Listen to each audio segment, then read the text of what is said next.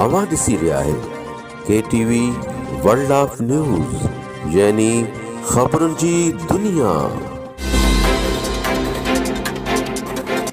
ख़बर शामिल कंदा हलूं कराचीअ मां।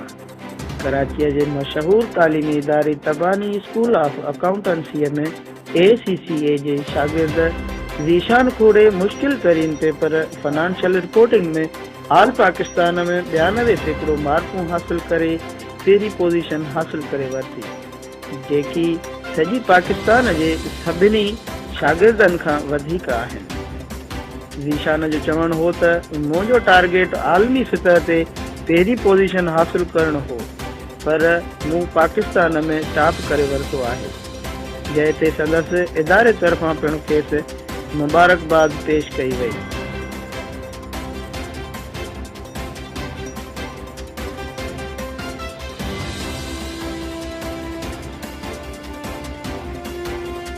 ख़बरुनि जी दुनिया।